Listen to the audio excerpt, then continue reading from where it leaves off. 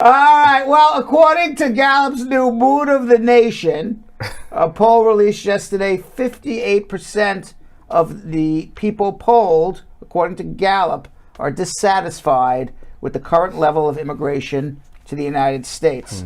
The new survey's dissatisfaction level is an 8% increase from a similar Gallup poll last year.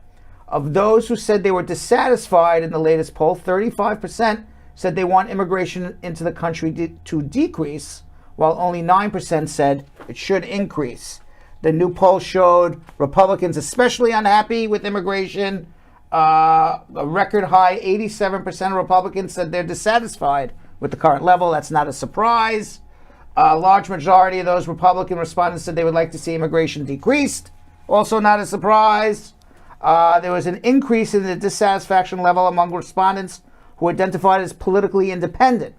That's a little bit of more of a surprise. Usually it's the independents and the Democrats who are either happy with immigration, want to assist immigrants, want to see better immigration policies, but it seems like the independents are a little unhappy with immigration as well.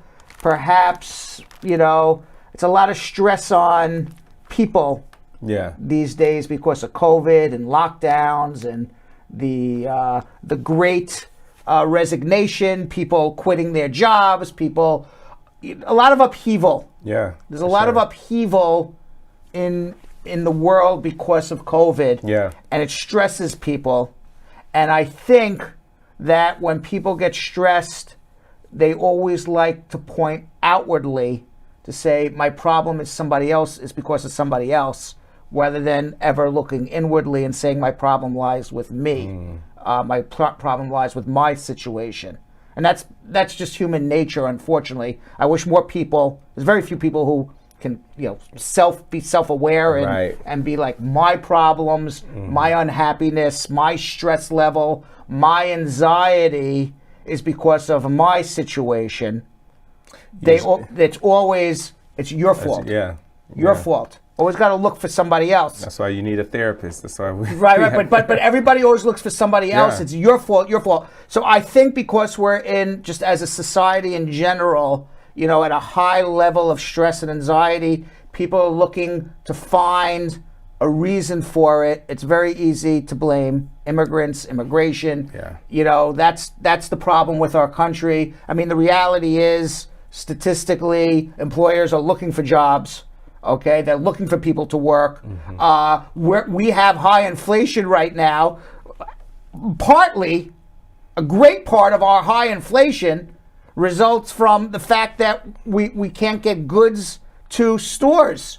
We can't get things shipped from one place to another. There's bottlenecks everywhere. There's shortages of goods everywhere. And that's a lack of people to be able to work to move goods from one place to another. That's usually the job of immigrants. They're the ones who are the truckers. They're the ones working in shipyards and warehouses and things of that nature. So, the statistics don't bear out that immigration should be lower. Right. The statistics bear out that immigration should be higher, if anything. But people are stressed out in their life. And you always need to blame somebody else for your problems. Scapegoat, exactly. I mean, that's history of the world. One group scapegoats another for their problems. Absolutely. I wish is there a way that we can get people to be more self-aware? Watch Bradshaw Live? Yeah.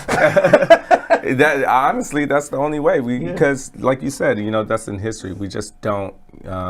We don't take responsibility for or accountability for.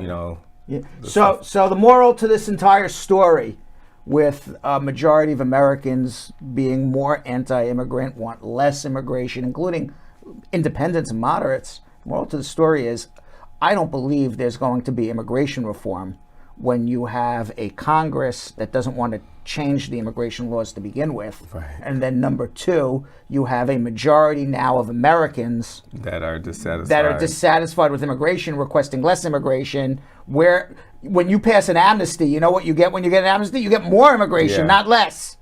So I don't see that as a real possibility. So the moral to the story that everybody watching who has an immigration issue is, in my belief, the laws are not going to change, or if they do, they'll change on the edges, but not like a major overhaul of immigration law. I don't see it happening, especially now that we see, the mood of the country. Right. So deal with the immigration laws that we have, and deal with trying to resolve your immigration problems within the framework of the laws that we have now. I think that's the moral to the story.